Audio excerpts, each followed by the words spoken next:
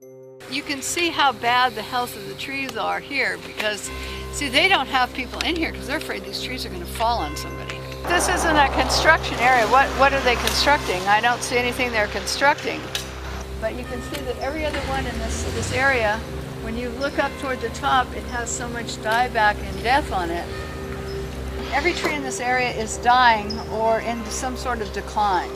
You can see right in here, this is the sign of aging and these curled up branches right here. This is all sign of that this tree wasn't in good health. It's doomed to come down at some point. If you can see the dead branches internally all along here. Every one of these trees is sick, all the way down. Technically, it's not safe to be in here because, see, this tree fell over. See right here? This tree actually fell over because once it gets so dead, they just can't stay up and they fall over. Now, every one of these stumps, when you were here, had a living tree on it. Declining, but a living tree. If you look at this tree right here, you can see it's dying from the inside out. If you look here, this is all dead branches. They'll just fall off eventually. Here you've got Stump City.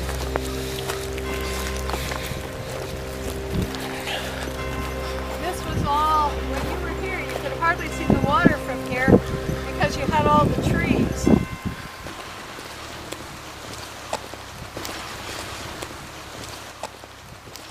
I mean, this is the most gorgeous wood, but if you notice that every angle that's exposed to the air on the top, these are dying. And you can see all the way down that what's under the underside is not impacted, but that the branches and anything exposed to the top are starting to die. So, no matter where you go on this manzanita, see here? That the underside seems okay, but it's dying because something coming down. And it's very pronounced. And it's very pronounced. I mean, there is no other thing going on here with the manzanita. It began to occur to many of us that this decline, killing our trees, is removing a beneficial asset for all of us because the trees provide the oxygen that we breathe. They take in carbon dioxide. The trees are beneficial for maintaining stable climates. They're beneficial for watersheds, for the water we drink and the snow that comes through. All the trees that we have are assets of not only the United States, but this world.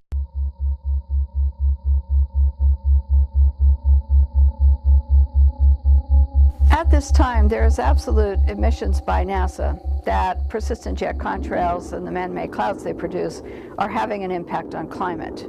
So when NASA gets involved with the military in atmospheric releases of aluminum oxide, trimethyl aluminum, and other particulates, they know that this will have a reflective quality, that the particles will stay in the atmosphere for some period of time before they come back to Earth, and that this will reduce the amount of direct sunlight reaching the Earth.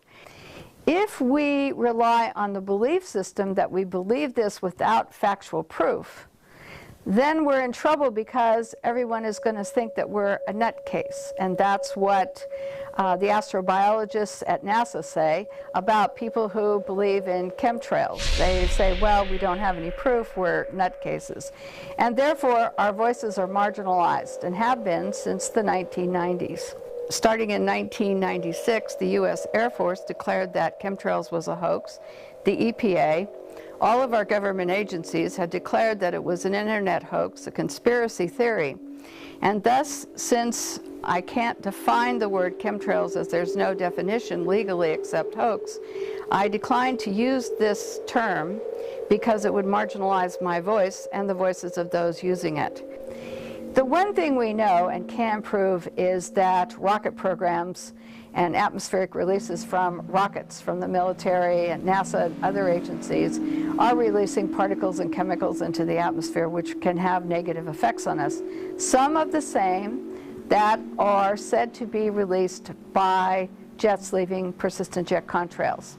Well, the Air Force has been wanting to control the weather for some time. In fact, they wanted to force multiply storms. They wanted to be able to create droughts, create rainfall. Rainfall didn't exist. In fact, in Bosnia, when they were doing the war in Bosnia, they were actually seeding the clouds so that there would be no fog in the area.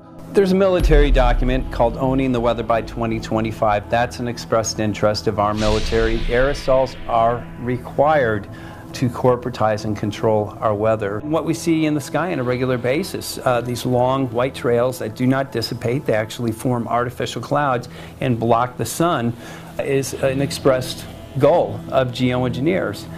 Aerosols are discussed in these papers time and time again. So what are these aerosols? They talk about how they need to spray these metal particulates less than 2 microns in diameter into our upper atmosphere to shield us from radiation, and this is supposed to be good for us. David Keith talked about using aluminum oxide to be released by small airplanes or jets, and he talked about having to use water vapor as the medium, whereby an aluminum oxide gas could be sprayed into the water vapor produced by jets, and that the rate of flow, by controlling it, they could control the size of the particles. And the smaller the particle size in controlling this process, the longer these particles would remain in the atmosphere. The metal particulate, which are nanoparticles, they act as what's called cloud condensation nuclei. So when they're introduced into the atmosphere, instead of water, when it evaporates, condensing and forming as clouds, it will actually condense on this metal particulate, and instead of falling as rain, it drifts.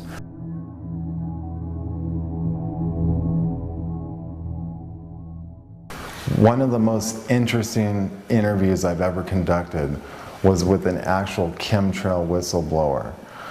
Now this whistleblower wouldn't come forward and do another interview for this film that you're watching right now because they were threatened. I was not an employee, I was a civilian contractor for Evergreen Air Services there in Marana.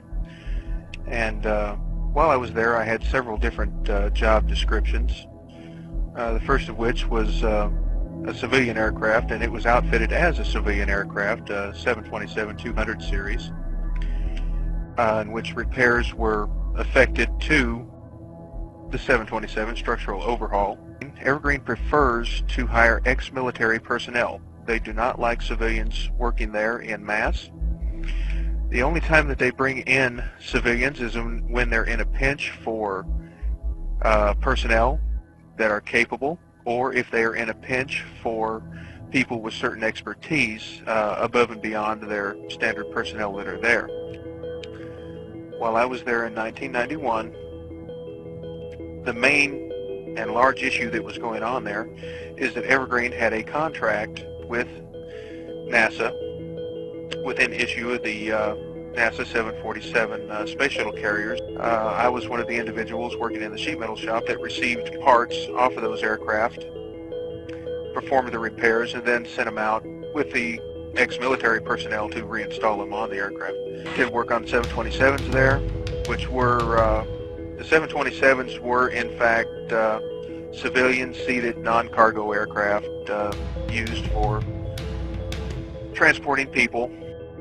During that time, there were 5 747s, of which I was a crew member, a maintenance crew member, which retrofitted 5 cargo 747s. The cargo bays were retrofitted, overhauled, repaired with liquid storage tanks with capabilities of discharge. Now, how many of them they did after I left, how many of them they did before I was there, I don't know. But I do know for a fact that 5 of them were done during my tenure there in that 3 months that I was there. I have spoke with people and other employees and contractors that have worked there, that they had seen and witnessed all kinds of nefarious activities over the years. I worked there for that 1 3-month period, and quite frankly, I have no desire to return.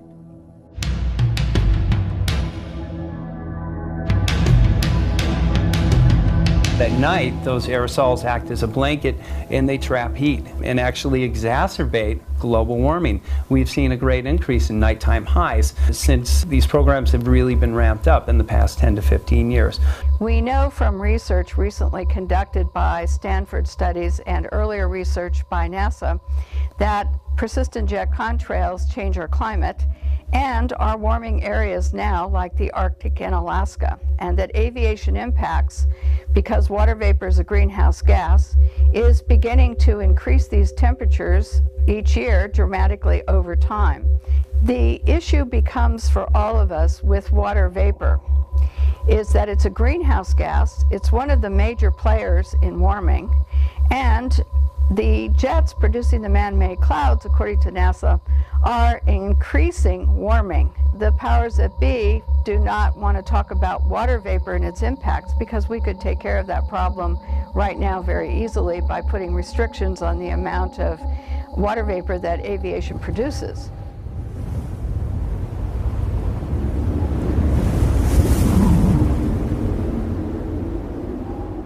The small click is not offset with anyone talking about the impacts that these programs would have on air pollution, water pollution, crop production, the reduction of direct sunlight reaching the earth on human health, the reduction of direct sunlight on solar panel power production. A big concern of ours is this: geoengineering programs shred our ozone. Geoengineers are very open about this. Anytime you put particulate aerosols into our atmosphere, it will affect the ozone. We now have a major ozone hole over the northern hemisphere.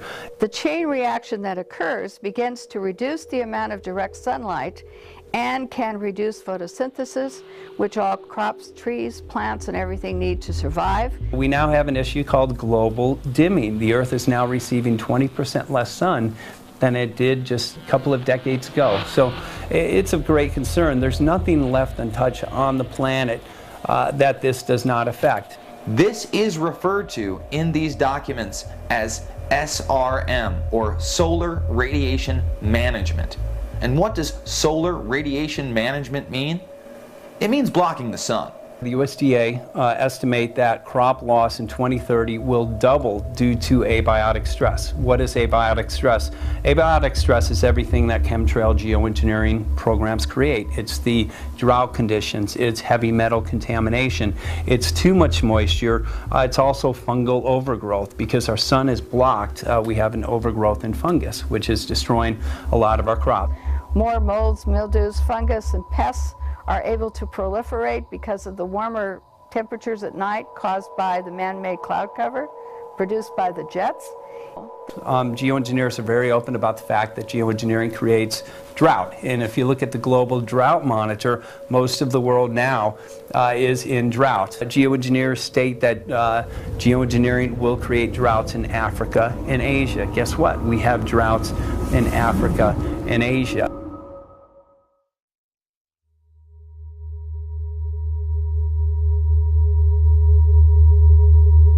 Every day they spray, they are destroying our protective layer. And again, no ozone, no life on the planet. Many people now are beginning to notice that they burn very quickly when they go out into the sun. The reason for that, again, is our protective layer is being shredded every day. No protective layer, no life on this planet.